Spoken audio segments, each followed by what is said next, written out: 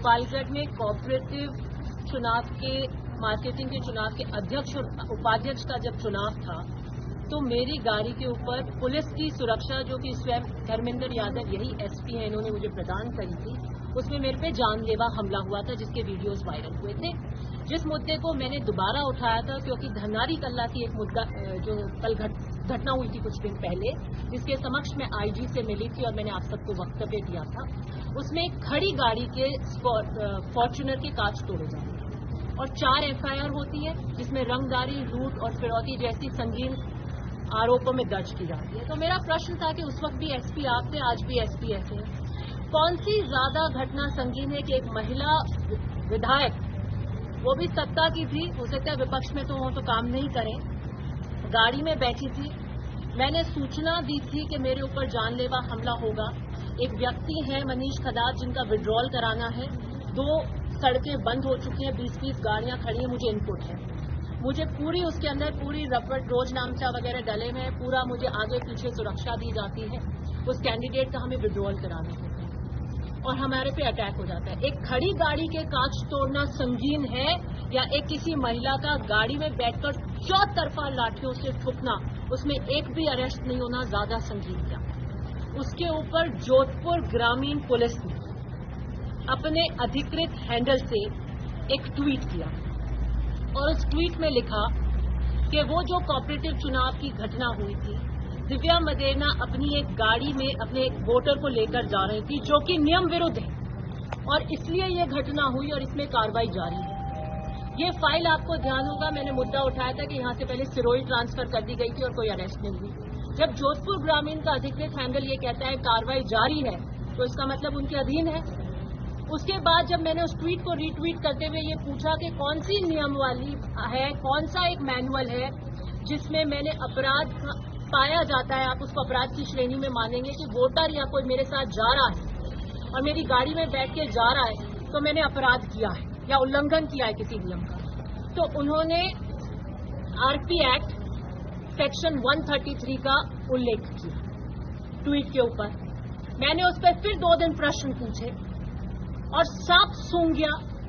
मैंने police helpline Rajasthan को भी पूछा और इनको भी पूछा कि आपने आज तक अभी आपने एमपी के चुनाव कराए, यही एसपी थे, आपने 2023 के एमएलए के चुनाव कराए, यही एसपी हैं, कितने 123 के मामले आपके सामने आए जिसका उल्लंघन किया हो, उसमें आपने कितनों पे कार्रवाई करी, कोई जवाब नहीं आया। फिर मैंने राजस्थान पुलिस को भी किया है कि अभी एमपी के चुनाव हुए, पहले फेज में 19 अप्रैल को और दूसरे फेज में 26 अप्रैल को, 133 के नियम के किसी की गाड़ी में अगर वोटर बैठकर जा रहा है तो वो नियम विरुद्ध है, ऐसे कितने मामले पूरे राजस्थान में आए।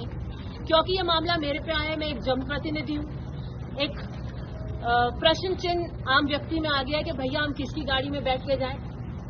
आप में से किसी ने मुझे फोन किया, मैंने कहा इंटरव्यू तो मेरा ले लेना, लेकिन अगली बार वोट देने जाओ ना तो ध्यान से जाना किसकी गाड़ी में बैठ के जा रहे हो। पुलिस ने ऐसे हाथ हिलाया, झप देनी अंदर कर देगी, 3 महीने की सजा है इसके अंदर। अब ये तय करेंगे हम किसकी गाड़ी में बैठ के जा रहे हैं। मैं पूरे तैयारी के साथ आई हूँ। ये एफआईआर है और ये एफआईआर मेरे ट्विटर हैंडल पे आपको मैंने सार्वजनिक कर रखी है। ये एफआईआर स्वयं पुलिस ने करवाई थी क्योंकि मैं पुलिस की सुरक्षा में गई।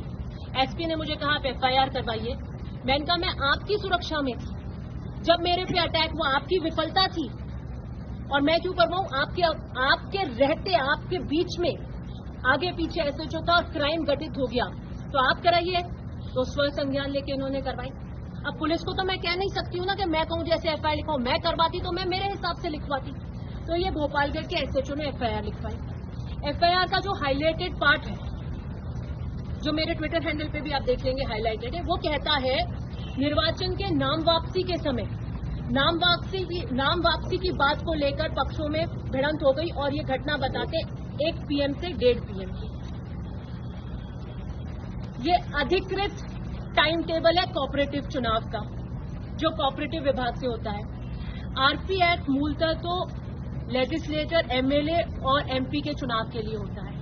पंचायती राज और इन संस्थाओं के इनके अलग इलेक्शन रूल्स बने हुए हैं। कोऑपरेटिव एक्ट में कोऑपरेटिव चुनाव के इलेक्शन रूल्स के तहत उनका चुनाव होता है, जिसके उल्लेख से यहाँ पर ये टाइम टेबल है। टाइम टेबल में आप देख सकते हैं 1:30 से 2 के बीच में फॉर्म विड्रॉ होता है, 3 से 4 के बीच में मतदान, तो ये तो स्पष्ट है कि जब मैं जिसको लेकर जा रही थी वो वोटर नहीं था, वो कैंडिडेट था। स्पष्ट है। फिर उसके बाद ये जो कार्रवाई होती है, किताब कार्रवाई एक एक निर्वाचन की, उसके अंदर से ये स्पष्ट हो जाता है कि ये मनीष कुमार जो मेरी गाड़ी में थे उनका फार्म आया, 1.5 से 2 के बीच में इन्होंने विड्रॉल किया और इनका नाम हट जाता है क्योंकि ये विड्रॉ कर लेते हैं और यही लोग ले जाते हैं। बाद में उनको मेरी गाड़ी से हटाकर और फिर पुलिस को अंदर कैसे भी कर पुरा के उनको किसी तरीके से विड्रॉल कराया। तो मैं पूछने आई थी, इनफैक्ट ट्विटर हैंडल ये कहता है कि मैंने दिव्या मदेना पूर्व विधायक वोटर को अपनी गाड़ी में ले जा रही थी, जो कि नियम विरुद्ध है। मान लिया उन्होंने। किस नियम का उल्लंघन किया? आरपीएफ 133 का। सार्वजनिक जीवन में बैठे 3 पीढ़ियों से हैं। तो मेरा एक जागरूक और जनप्रतिनिधि के रूप में ये था कि मैं आयोग के समक्ष पेश हूं। मैंने पता किया फाइल कहां है, तो मुझे पता लगा एसपी हेडक्वार्टर में, हेडक्वार्टर एडिशनल एसपी के पास है। मैं वकील के साथ आई हूं। मुझे ये लगा था कि अपराध इन्होंने मान लिया है उल्लंघन का, तो नॉन कॉग्निजेबल है, मतलब बेलेबल है, तो मुचल के भरवाएंगे। तो मैं आरसी वारसी अपने आईडी वाईडी लेकर आई थी कि भाई मुचल के भरवाइए। मैंने किया है और इससे जागरूकता आएगी कि दिव्या मदेना आई हैं और उन्होंने अगर कोई नियम विरुद्ध काम किया है अपनी गाड़ी में वोटर को बिठाने का, तो आज के बाद से राजस्थान में संदेश जाएगा कि कब किसको कहां वोटर को बिठाना है और इस तरीके से पुलिस इसका उल्लंघन इस नियम नहीं करे और पुलिस इसका मिसयूज नहीं करे। मैंने उनसे पूछा कि बताइए मैंने इसका उल्लंघन कैसे किया, कैसे आप इसको मानते हैं? तो एडिशनल एसपी जो कि आयो हैं, उन्होंने ये कहा कि हम इसको आज की तारीख में उल्लंघन नहीं मानते हैं और ये केस अभी अंडर इन्वेस्टिगेशन है। क्योंकि ये कहता है, मैं आपको पढ़ के सुना देती हूँ, दोनों है मेरे पास, हिंदी और अंग्रेजी। जो ट्वीट किया गया है 133, if any person illegally hires or procures any vehicle for the free conveyance of any elector other than the candidate himself, member of his family or his agent to and from any polling station commits an offence. Section 133 के अंदर non cognizable 3 months की imprisonment और fine. अब मैं आपको आम लोगों तक ये बात पहुंच सके, इसका हिंदी वर्जन पढ़ के सुनाती हूँ। यदि कोई व्यक्ति स्वयं उम्मीदवार, उसके परिवार के सदस्य, उसके एजेंट के अलावा किसी अन्य निर्वाचक को किसी मतदान केंद्र तक या वहां से आने जाने के लिए अवैध रूप से कोई वाहन किराए कर ले जाता या खरीदता है तो वो अपराध है। तो मैंने इनसे पूछा कि पहले आप मुझे बताइए कि मैंने ये अपराध कैसे किया है। कोई व्यक्ति की श्रेणी में तो मैंने लिख दिया दिव्या मदेना, लेकिन वोटर कौन है यहाँ पर? मैं जिसको ले जा रही थी वो उम्मीदवार है। वो तो 1:30 बजे से जो घटना हुई 1:30 में, वो तो उस वक्त उम्मीदवार था। मतदान होगा कि नहीं होगा, निर्विरोध हो जाएगा, इसके ऊपर तो खुला ही नहीं था जब तक वो चस्पा नहीं होते। तो जब ये प्रकरण हुआ उस वक्त तो मेरी गाड़ी में उम्मीदवार था। बहरहाल मैंने आप इनको कहा कि आप मेरा ज्ञानवर्धन कीजिए, क्योंकि ये इतना बड़ा राजस्थान में अब सब इसके ऊपर निगाहें टिकी हैं कि मान लीजिए अगर मैं वोटर को ले जा रही हूं और ले जाऊं तभी, तो क्या होने वाला है? अगर मैं किसी वोटर को अपनी गाड़ी में बिठा कर ले जाती हूं तो साबित होना चाहिए कि मैं अवैध रूप से कोई वाहन किराए कर या खरीद कर ले जा रही हूं, तो अपराध है। अगर जानबूझकर बदले की राजनीति से करते भी हैं तो अवैध रूप से मैंने कोई गाड़ी किराया करके वोटर ले जा रही हूं, ये कैसे प्रूव करेंगे? नहीं कर सकती।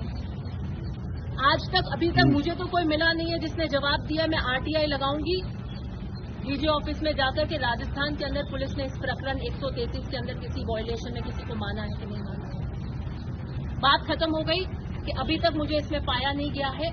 कोऑपरेटिव के ये रूल्स मंगा रहे हैं और देखेंगे कि इसमें होगा कि नहीं।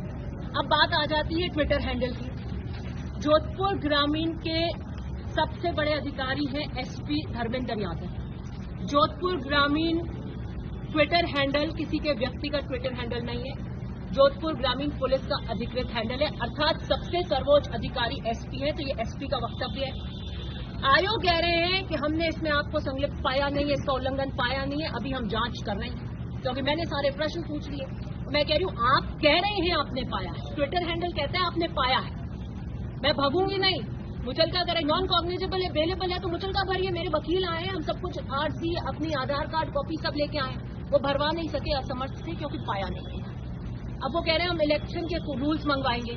मैंने कहा आप कोई भी रूल मंगवा लीजिए, अपराध तो हुआ ही नहीं है, मेरे साथ कैंडिडेट था, और अगर वो वोटर भी आप करोगे आगे जाके किसी तरीके से पजाने के लिए, अब आप बदले की राजनीति से चलोगे, तो कैसे प्रूव करोगे कि मैंने अवैध रूप से गाड़ी किराया करी और उसको लेकर आई? ये ट्वीट कब आया, इसकी टाइमिंग को देखिए। मैं जब आईजी के समक्ष एसपी की कार्यशैली के विरुद्ध गई, उसकी बात शिकायत करी और मैंने मीडिया में वक्तव्य दिया कि खड़ी गाड़ी के कांच टूटने पर 4 एफआईआर होती है, संगीन अपराध के अंदर उनको बनाते हैं। पब्लिक डिटेंशन और पब्लिक शेमिंग का जब मैंने मुद्दा उठाया और इस बात पर ध्यान केंद्रित करा कि सिर्फ जोधपुर ग्रामीण के अंदर ही पब्लिक शेमिंग हो रही है, तब ये ट्वीट देर रात को आता है कि आपने उल्लंघन किया है। बदले की राजनीति से नहीं चलेगी जोधपुर ग्रामीण। लेकिन किसी का खुद का व्यक्तिगत हैंडल नहीं है, ये होम मिनिस्ट्री के नीचे आता है। और मैं जाऊंगी, मैं डीजी से मिलूंगी, जरूरत पड़ी तो मैं मुख्यमंत्री जी से अपॉइंटमेंट लूंगी और इस बात को रखूंगी कि क्या अधिकृत पुलिस के ट्विटर हैंडल्स इस तरीके से रात को ट्वीट कर रहे हैं। आयो जवाब नहीं दे पा रहे हैं क्योंकि उसमें उल्लंघन पाया नहीं गया है। फिर आयो ने मुझसे कहा कि साहब ये इसलिए हुआ कि वोटर या जो भी था कैंडिडेट आपकी गाड़ी में था, परिवादी ने ये कहा कि वो आपकी गाड़ी में था तो अटैक हो गया। तो मैंने कहा ये तो मोटिव हुआ। मैंने उल्लंघन कहाँ किया? मेरे पे तो झूठ उड़े। मैंने क्या उल्लंघन किया? मैंने इनको कहा मैं आपको एक उदाहरण देती हूँ। 2 भाई हैं या 2 पड़ोसी हैं, आपस में आसपास मकान, उनका विवाद है। पड़ोसी नहीं चाहता कि मेरा बच्चा पड़ोसी के घर जाए, लेकिन वो चला जाता है और वीडियो गेम देखने लग जाता है। उसके पिताजी को गुस्सा आ जाता है, वो वहां पे जाके मारपीट कर देता है या गोली मार देता है। तो कारण हुआ ना कि उसने वो घटना क्यों गठित करी, क्योंकि उसको गुस्सा आ गया कि उसका बेटा वहां गया। वहां जाना अपराध नहीं था। अगर मेरी गाड़ी में उस कैंडिडेट का होना सामने वालों को पसंद नहीं था और इस कारण उन्होंने मेरे पे हमला कर दिया, ये तो घटना का कारण हुआ कि घटना क्यों घटित हुई। मैंने थोड़ी कोई उल्लंघन किया है और इस बात से आयोग बिल्कुल अग्री हुए कि हाँ ये कारण हो सकता है, ये उल्लंघन नहीं हो सकता, और इस उल्लंघन के समक्ष वो मेरे मुचलका नहीं भराया। आज उनकी फाइल में मैं इसकी नियम विरुद्ध उल्लंघन मैंने नहीं किया है और मैंने उनसे कहा है या तो ये ट्वीट डिलीट कीजिए, नहीं तो फिर इसको मॉडिफाई कीजिए कि इसकी अभी जांच चल रही है। आज की तारीख में 133 का उल्लंघन नहीं पाया गया है। जोधपुर ग्रामीण को मैं ये कहना चाहती हूँ, एक वक्तव्य उन्होंने और दिया था कि जनप्रतिनिधि यदि अपराधियों का साथ देंगे तो पुलिस नियमानुसार कार्रवाई करेगी। मैं वो जनप्रतिनिधि हूँ जो 3 पीढ़ियों से 70 साल से यहाँ बैठे। हम अपराधियों का साथ देकर यहाँ पर बार बार नहीं बैठ सकते इतने सालों से। हमें पता है कब किसके लिए आवाज उठा, और एक जनप्रतिनिधि के रूप में मेरी जिम्मेदारी है कि अगर पुलिस गलत कार्यशैली किसी के साथ करती है तो उसकी आवाज बनेगी। और दूसरी बात, इनको पता होना चाहिए कि सबसे पहले अगर जनप्रतिनिधि 120B आपराधिक षड्यंत्र के अंदर होता है, वो कॉन्स्पिरेसी रचता है 5 जनों के साथ बैठ के चलो तुम ये लो, तुम ये हायर करो, ये करो, तब मैं 120 में आ सकती हूँ। घटना पे जो घटना घटित होती है आपराधिक, उस पर गोली मारना, पीटना, जो भी अगर मैंने कोई क्रिमिनल ऑफेंस घटना पे किया है तो मैं आती हूँ। या घटना के बाद में साक्ष्य मिटाने में अगर मेरा कोई रोल होता है तो मैं आती हूँ। जनप्रतिनिधि अगर किसी का साथ देंगे तो उन पे कार्रवाई होगी, तो आप कार्रवाई कीजिए। मैं भी देखती हूँ आप जनता की आवाज उठाने पे क्या कार्रवाई कर सकते हैं। मेरा पुनः यही कहना है कि इस तरीके से पुलिस के अधिकृत हैंडल पर बिना ज्ञान के रात को 12-1 बजे कौन ट्वीट कर रहा था। मैंने आईओ को कहा कहाँ से ट्वीट होता है, तो उन्होंने कहा हमारे साइबर सेल का एक कमरा बना हुआ है कहाँ पे, यहीं पे, वहां बंद होता है। तो मैंने कहा उसका कोई इंटरकॉम नंबर होगा आप लगाइए। कौन बैठा था उस वक्त? आपसे तो लिए नहीं है, क्योंकि मैंने कल आयोग को फोन किया था और मैंने आयोग को कहा था कि मैं आपके समक्ष आना चाहती हूँ इस केस के अंदर। उन्होंने कहा मैंने फाइल पढ़ी नहीं है। मैंने कहा आप फाइल पढ़ लीजिए, और अगर आप आए हो आपने फाइल पढ़ी नहीं है तो ट्वीट कौन कर रहा था परसों रात को? आपके बिना नॉलेज के किसने ट्वीट किया? जिसको आयोग के बिना तो कोई कह नहीं सकता है, या आयोग ने बताया हो कि हाँ ये बिल्कुल सही है, इसकी पुष्टि हो गई है, ये इसके अंदर है। किसने किया? आप फोन लगाइए, पता कीजिए एएसआई है या कौन बैठता है, उसको किसने निर्देशित किया, कहां से उसने ये स्क्रीनशॉट लिया 133 का? वो नहीं लगाया उन्होंने, because it was none other than the SP, because Jodhpur ग्रामीण ट्वीट करता है तो हम ये मानेंगे कि एसपी ट्वीट करते हैं, उसको आप अलग रूप से नहीं देख सकते। अगर मैं मेरे ऑफिशियल हैंडल से ट्वीट कर रही हूं तो मेरा अधिकृत बयान है, मैं ही नहीं कह सकती मैंने ट्वीट किया और अब मेरा बयान नहीं। इसलिए मैं आज आपके बीच आई हूं। वोटर कब किसकी गाड़ी में बैठता है, अगर वो अवैध रूप से स्थापित हो तो ही नहीं बैठ सकते हैं। इसलिए आप खुश रहिए, आप बैठकर वोट देने जा सकते हैं। अगर आप कहें कि भैया मेरे को आपके साथ जाना है, लेकर चल, तो आप वोट देकर जा सकते हैं, ये कोई अपराध नहीं होता।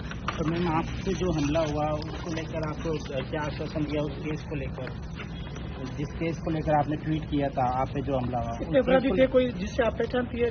मैं पहचानती हूँ, मेरा बयान उस वक्त उसमें बयान होगा, तो इंसिडेंट के टाइम ही मेरा बयान हो गया था। अभी इन्होंने मुझसे, जब मैंने कहा कि आपको बुला लेंगे जब केस में जरूरत होगी, मैंने कहा आपको पड़ेगी नहीं, क्योंकि मेरा जब जिस प्रकरण हुआ था उसके 2 दिन में ही मेरा बयान हो गया।